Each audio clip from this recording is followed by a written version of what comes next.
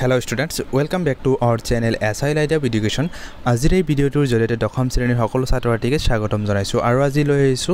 Class 10 ৰ general সায়েন্সৰ lesson 10 অধ্যায় 10 পোহৰ প্ৰতিফলন আৰু প্ৰতিহৰণ লাইট ৰিফ্লেকশন এণ্ড ৰিফ্ৰেকশন এই লেসনছটোৰ 100% কমন কোৱেশ্চনছ সমূহ আজিৰ এই ভিডিওটোৰ জৰিয়তে তোমালোকক দেখুৱাই যাম। তোমালোকে নিজৰ কিতাপ উলিয়াই লৈ কিনে টিক চিন মাৰি লবা আৰু লগতে তোমালোকৰ হাফ ইয়াৰলি এক্সামৰ 15 দিন বা 20 দিন মান আগতে তোমালোকৰ স্যাম্পল কোৱেশ্চন পেপাৰ দিয়া হ'ব আৰু তাতে 100% কোৱেশ্চন সমূহ থাকিব। মানে ইয়াতে যিখিনি দেখো হ'ব তাতে মানে কি হ'ব কোৱেশ্চন প্যাটাৰ্ন হিচাপত এখন স্যাম্পল পেপাৰ দিয়া হ'ব আৰু সেইখন তোমালোকক চাবা যদি দুই এটা কোৱেশ্চন যদি তোমালোকৰ পঢ়া হোৱা নাই তাৰে পৰা সেইখিনি তোমালোকক কভাৰ কৰি ল'ব পাৰিবা। এতিয়া মই আৰম্ভ কৰিছো ভিডিওটো এই পোহৰ প্ৰতিফলন আৰু প্ৰতিহৰণ লেসনৰ পৰা কি কোৱেশ্চন চাব লাগিব। তোমালোকৰ যেটো কোৱেশ্চনছ আছে ইয়াতে প্ৰথম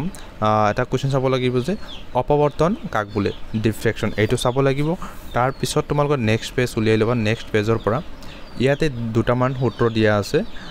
আপতন কোণ প্ৰতিফলন কোণৰ সমান আপতিত ৰশ্মি ধাপনৰ আপতন বিন্দু তনা লম্ব আৰু প্ৰতিফলিত ৰশ্মি একেখন সমতলত থাকে। এইটো কোৱেশ্চন আহিব যে পোহৰৰ প্ৰতিফলনৰ সূত্ৰ দুটা লিখা। তাৰ পিছত ইয়াতে চাবা সমতল ধাপনে গঠন কৰা প্ৰতিবিম্ব সদায় অখত আৰু থিয় এইটো চাবা। লগতে তোমালোকে নেক্সট পেজ তোমালোকে উলিয়াই লবা। নেক্সট পেজত কি আছে তোমালোকে ডাইৰেক্ট 163 নং পেজ উলিয়াই লবা। 163 নং পেজত তোমালোকে এইখিনি টিক চিন দিবা। গোলাকাৰ ধাপনৰ ভাঁজ ব্যাসাৰ্ধ আৰু ফকাস দৈৰ্ঘ্য এফৰ মাজত কিবা সম্পৰ্ক আছেনে তোমালোকে লিখিব লাগিব। সৰু গবাক্ষৰ গোলাকাৰ ধাপনৰ ক্ষেত্ৰত ভাঁজ ব্যাসাৰ্ধ ধাপনখনৰ ফকাস দৈৰ্ঘ্যৰ দুগুণ আৰু আমি ইয়াক r = 2f বুলি লিখো। এইখিনি তোমালোকে মনত ৰাখিবা। তাৰ পিছত তোমালোকৰ নেক্সট পেজ তোমালোকে উলিয়াই লোৱা। নেক্সট পেজৰ পৰা কি তোমালোকৰ চাব লাগিব সেইখিনি মই দেখুৱাই আছো। নেক্সট পেজৰ পৰা এই যেটো তোমালোকৰ চাৰ্ট যেটো দিয়া আছে তালিকা 10.1 লক্ষ্য বস্তুৰ বিভিন্ন স্থানৰ ভাৱে অবতল ধাপন এখনৰ প্ৰতিবিম্ব গঠন কৰে। ইয়াতে যিকেইটা হেৰি দিয়া আছে তোমালোকৰ লক্ষ্য বস্তুৰ স্থান দিয়া আছে প্ৰতিবিম্বৰ স্থানসমূহ দিয়া আছে। প্ৰতিকেইটাৰ তোমালোকৰ ডায়াগ্ৰামটো তলত দিয়া আছে সেইখিনি মই দেখাই আছো। আৰু তোমালোকক এটা কথাই কৈছো যে ইয়াতে যিখিনি দিয়া আছে এইবিলাক কোৱেশ্চন আহিব যে লক্ষ্য বস্তুৰ স্থান অসীমত আৰু প্ৰতিবিম্বৰ স্থান এফত হয় মানে ফকাস দৈৰ্ঘ্য এফত। যদি লক্ষ্য বস্তুৰ স্থান অসীমত হয় আৰু ফকাস দৈৰ্ঘ্য এফত হয় তেতিয়াহলে প্ৰতিবিম্বৰ আকাৰ আৰু প্ৰতিবিম্বৰ প্ৰকৃতি কেনেকুৱা এনেকুৱা কৰি তোমালোকৰ কোৱেশ্চন আহিব। এই চাৰ্টটো তোমালোকে চাবা। তাৰ পিছত তোমালোকৰ নেক্সট চাব লাগিব ইয়াতে তোমালোকৰ ডায়াগ্ৰাম দিয়া আছে 10.3 a b এইবিলাক লৈ কেনে ইয়াতে কেইটামান পইণ্ট আছে। পইণ্টকেইটা তোমালোকৰ চাব লাগিব। এই পইণ্টকেইটাৰ ওপৰত ডিপেণ্ড কৰি তোমালোকৰ কোৱেশ্চনছ কিন্তু হ'ব মনত ৰাখিবা। ইয়াতে কেইটামান পইণ্ট দিয়া আছে চাৰিটামান পইণ্ট দিয়া আছে এইখিনি তোমালোকৰ চাব লাগিব। তাৰ পিছতে তোমালোকৰ ইয়াতে দিয়া আছে অবতল ধাপনৰ দ্বাৰা প্ৰতিবিম্ব গঠন কিছুমান দিয়া আছে আৰু ইয়াৰে গোটেইখিনি তোমালোকৰ নেক্সট পেজত দিয়া আছে তোমালোকে চাবা। মই তোমালোকক দেখুৱাই দিম। নেক্সট পেজ উলিয়াই ল'বা। ইয়াতে ডায়াগ্ৰাম বিলাক দিয়া আছে a b c d e and f। ইয়াতে দিয়া আছে অবতল ধাপনে গঠন কৰা প্ৰতিবিম্বৰ চিত্ৰ। ইয়াতে এই ডায়াগ্ৰামটো কিন্তু তোমালোকৰ আহিছিল f নম্বৰ যেটো ডায়াগ্ৰাম এটো তোমালোকৰ অলৰেডি আহি গৈছে কোৱেশ্চনছটো তোমালোকে চাবা। তাৰ পিছত তোমালোকৰ নেক্সট অবতল ধাপনৰ ব্যৱহাৰ চাব লাগিব। যিকোনো দুটা তোমালোকৰ মনত ৰাখিব লাগিব। তাৰ পিছত তোমালোকৰ ইয়াতে কিছুমান কোৱেশ্চনছ দিয়া আছে সৌৰবাতিত সূৰ্যৰ পোহৰ কেন্দ্ৰীভূত কৰি তাপ উৎপন্ন কৰিবলৈ অবতল ধাপন ব্যৱহাৰ কৰা হয়। মানে ইয়াতে যিখিনি দিয়া আছে সকলোবিলাক তোমালোকৰ ব্যৱহাৰ আছে আৰু লগতে ইয়াৰ পৰা কিন্তু তোমালোকৰ MCQ হ'ব 100%। তোমালোকে কিন্তু এইখিনি চাব লাগিব। তাৰ পিছত তোমালোকৰ নেক্সট পেজৰ পৰা তোমালোকৰ আৰু এটা ইয়াতে চাৰ্ট এটা দিয়া আছে। এই চাৰ্টখন তোমালোকৰ চাব লাগিব। এইটো চাৰ্ট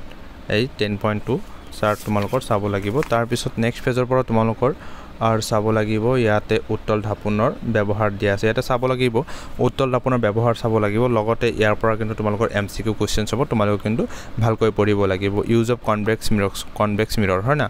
দুটা ব্যৱহাৰ তোমালোকৰ লিখিবলৈ আহিব। তাৰ পিছত তোমালোকৰ নেক্সট তোমালোকে চাবা অবতল ধাপনৰ মুখ্য ফকাসৰ সংজ্ঞা দিয়া হয় না। এই প্ৰশ্নাৱলীৰ পৰা কি কোৱেশ্চনছ তোমালোকৰ চাব লাগিব সেইখিনি মই টিক চিন মাৰি দি আছো। ফাৰ্ষ্ট কোৱেশ্চনটো চাব লাগিব অবতল ধাপনৰ মুখ্য ফকাসৰ সংজ্ঞা দিয়া। তাৰ পিছত তোমালোকৰ চাব লাগিব কোৱেশ্চন নং 3 এখন ধাপনৰ নাম কোৱা যিখনে থিয় আৰু বিবৰ্ধিত প্ৰতিবিম্ব গঠন কৰে। 4 নং চাবাৰ গাড়ীৰ পিছলৈ চোৱা ধাপন হিচাপে উত্তল ধাপন কিয়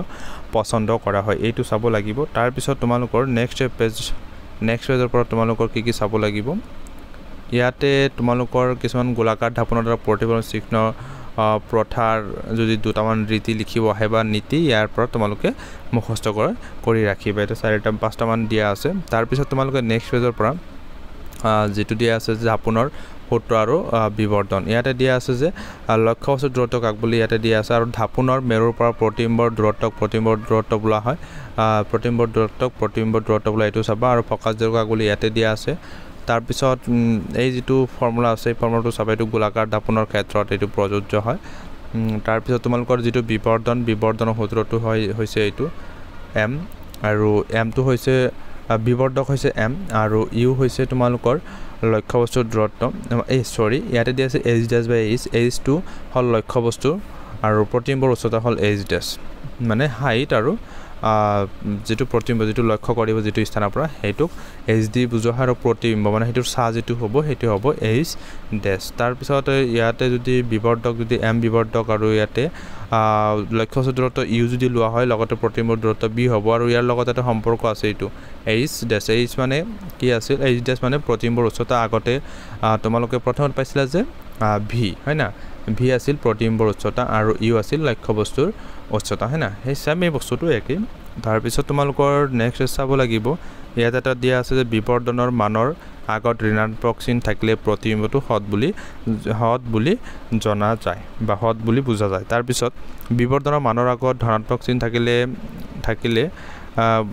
ধনাত্মক চিন থাকিলে বুজা যায় প্ৰতিবিম্বটো কি অসৎ হয় ইয়াতে কিন্তু MCQ কিন্তু হ'ব বা শৰ্ট কোশ্চেন কিন্তু হ'ব 100% তোমালোকে টিক চিন মাৰি ৰাখিবা আৰু মই যিখিনি দেখাই দিম ইয়াৰ বাহিৰে কিন্তু বেলেগ আৰু পঢ়াৰ দৰকাৰ নাই তোমালোকৰ তাৰ পিছত উদাহৰণ 10.1 টো চাবা তোমালোকে বাহন এখনৰ পিছলৈ চোৱা উত্তল ঢাপন এখন ভাঁজ ব্যাসাৰ্ধ 3.00 মিটাৰ ঢাপনখনৰ পৰা 5.00 মিটাৰ দূৰত্ব থকা বাছ এখনৰ প্ৰতিবিম্বৰ স্থান প্ৰকৃতি আৰু আকাৰ নিৰ্ণয় কৰে এটো তোমালোকে চাবা তাৰ পিছত তোমালোকৰ 10.2 উদাহৰণটো তোমালোকৰ চাব লাগিব 10.2 উদাহৰণ চাব লাগিব তাৰ পিছত তোমালোকৰ নেক্সট পেজ নং উলিয়াই লোৱা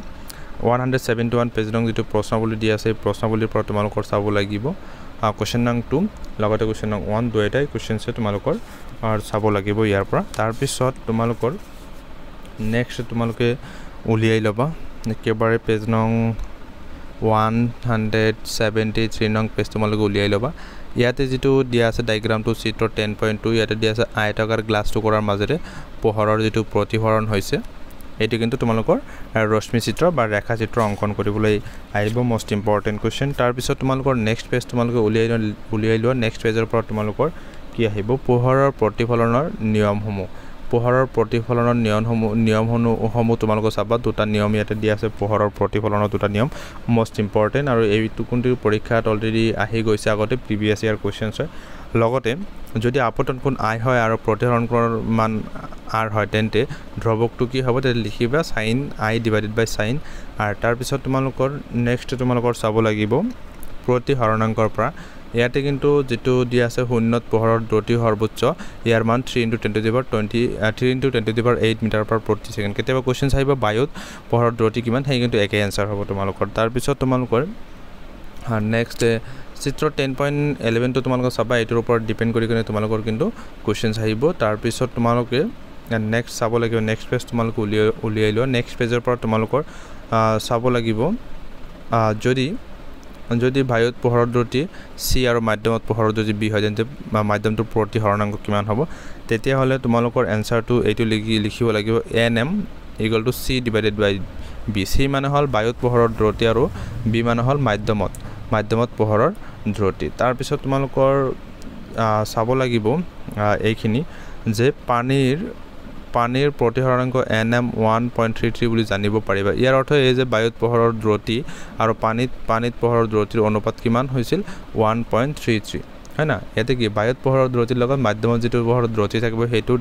ডিভাইড কৰিলে তোমালোকৰ এনসাৰটো আহি যাব একেদৰে গ্ৰাউণ্ড কাছৰ প্ৰতিহৰণাংক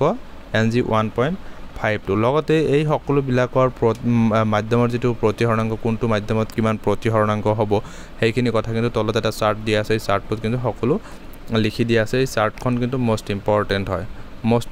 তোমালোকে কিন্তু এটো চাবই লাগিব যেনেকৈ বায়ুত প্ৰতিহৰণাংকৰ মাধ্যম 1.0003 আৰু বৰফৰ যেটো প্ৰতিহৰণাংকৰ মাধ্যম হেতু 1.3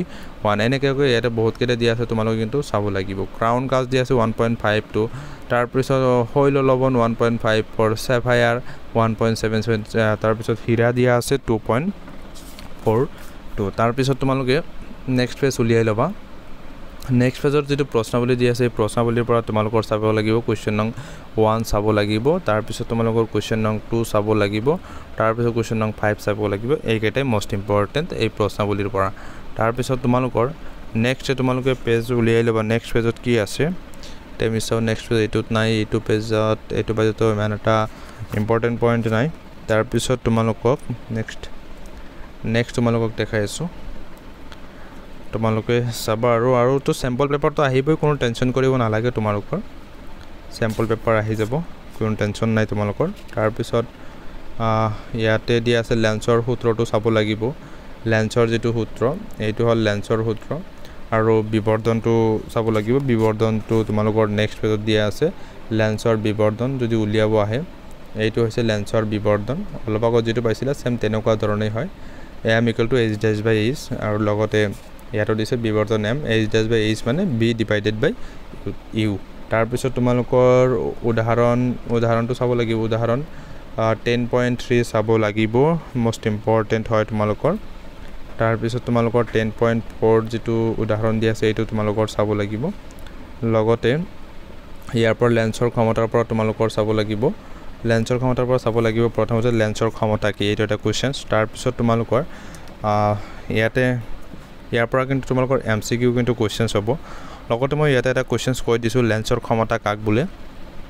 লিখি লবা লেন্সৰ ক্ষমতা কাক বোলে ইয়াৰ একক কিহত প্ৰকাশ কৰা হয় আৰু ইয়াৰ একক কিহত প্ৰকাশ কৰা হয় তোমালোকে মনত ৰাখিবা এইটা কোৱেশ্চন আহিব লেন্সৰ ক্ষমতা হল ফকাস দৈৰ্ঘ্যৰ ব্যস্ত ভগ্নাংশ আৰু ইয়াক p আখৰেৰে সূচোৱা হয় আৰু লেন্সৰ ক্ষমতা এনেদৰে প্ৰকাশ কৰা p = 1/f আৰু লেন্সৰ যেটো ক্ষমতা ইয়াক কিহত প্ৰকাশ কৰা হয় এটো আমি নেক্সট পেজত এতিয়া সাম লেন্সৰ যেটো ক্ষমতা